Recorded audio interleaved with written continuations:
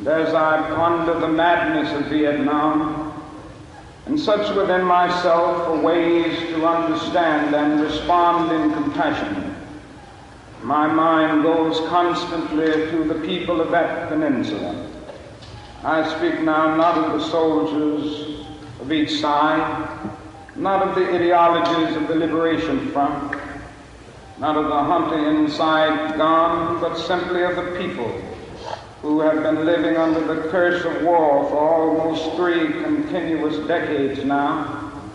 I think of them too, because it is clear to me that there will be no meaningful solution there until some attempt is made to know them and hear their broken cries.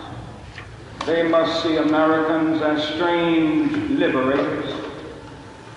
Vietnamese people proclaimed their own independence in 1954, in 1945 rather, after a combined French and Japanese occupation, and before the Communist Revolution in China. They were led by Ho Chi Minh. Even though they quoted the American Declaration of Independence in their own document of freedom, we refused to recognize them. Instead, we decided to support France in its reconquest of a former colony. Our government felt then that the Vietnamese people were not ready for independence.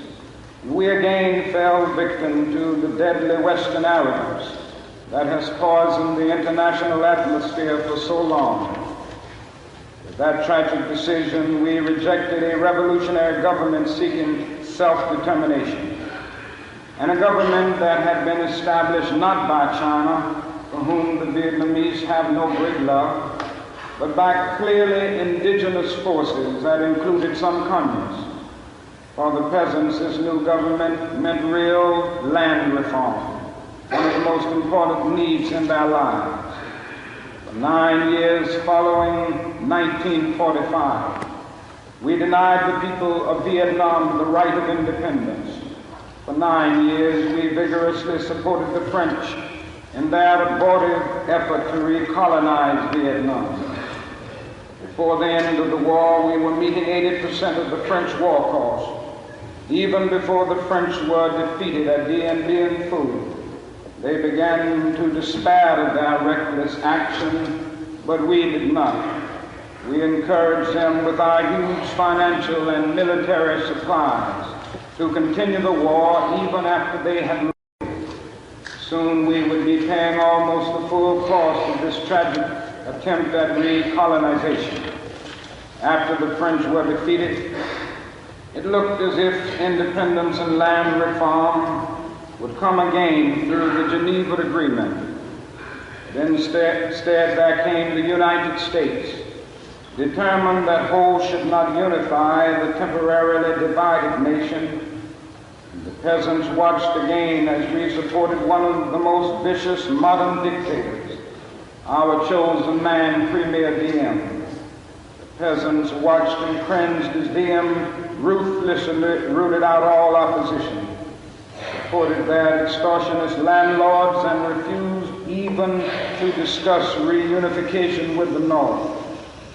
The peasants watched as all of this was presided over by United States influence, and then by increasing numbers of United States troops who came to help quell the insurgency that Diem's methods had aroused. Diem was overthrown. They may have been happy, but the long line of military dictators seemed to offer no real change, especially in terms of their need for land and peace. The only change came from America, as we increased our troop commitments in support of governments which were singularly corrupt, inept, and without popular support. All the while the people read our leaflets and received the regular promises of peace and democracy and land reform. Now they languish under our bombs and consider us not their fellow Vietnamese, the real enemy. They move sadly and apathetically as we herd them off the land of their fathers, in the concentration camps where minimal social needs are rarely met. They know they must move on or be destroyed by our bombs. So they go, primarily women and children and the aged. They watch as we poison their water, as we kill 1 million acres of their crops. They must weep as the bulldozers roar through their areas preparing to destroy the precious trees. They wandered into the hospitals with at least 20 casualties from American firepower for one Viet Cong inflicted injury. So far we may have killed 1 million of them, mostly children. They wander into the towns and see thousands of the children, homeless, without clothes, running in packs on the streets like animals. They see the children degraded by our soldiers as they beg for food. They see the children selling their sisters to our soldiers, soliciting for their mothers.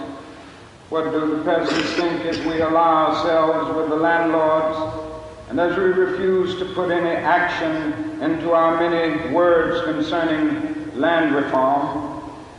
What do they think as we test out our latest weapons on them, just as the Germans tested out new medicine and new tortures in the concentration camps of Europe? Where are the roots of the independent Vietnam we claim to be building? Is it among these voiceless ones?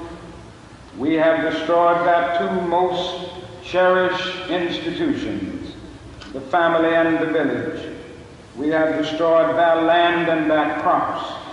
We have cooperated in the crushing of the nation's only non-communist revolutionary political force, the unified Buddhist Church. We have supported the enemies of the peasants of Saigon.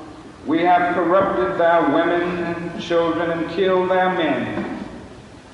Now that is little left to build on save bitterness.